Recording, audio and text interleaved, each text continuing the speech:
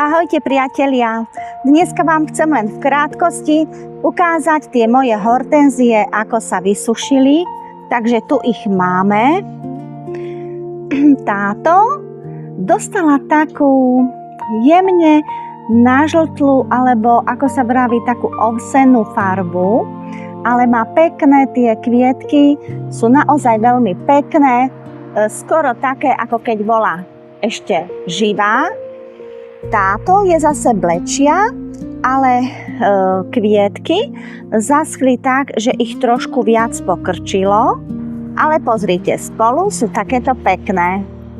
Keď vám to dám na tom zelenom pozadí, tak sú pekné. Dajú sa použiť na nejakú dekoráciu.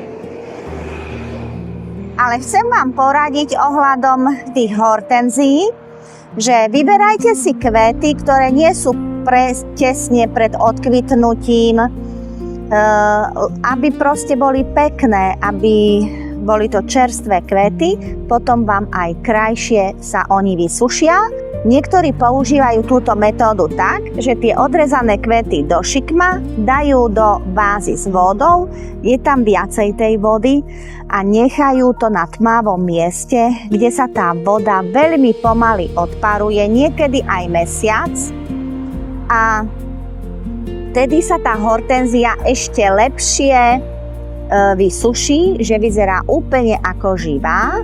Tak ak máte trpezlivosť a máte hortenzie, môžete to vyskúšať. Videla som to na webe časopisu Záhradkár, tú dlhšiu metódu. Ja som to používala vždy takto a páčilo sa mi to aj tak. Ale zaujímavé by to možno bolo, ak máte vy farebné hortenzie, urobiť si z tých farebných, tak musí to byť veľmi krásne. Napíšte mi do komentára, či ste to vyskúšali a ako sa vám to podarilo, či to bolo dobré alebo nie. Prajem vám pekný deň, priatelia. Ahojte!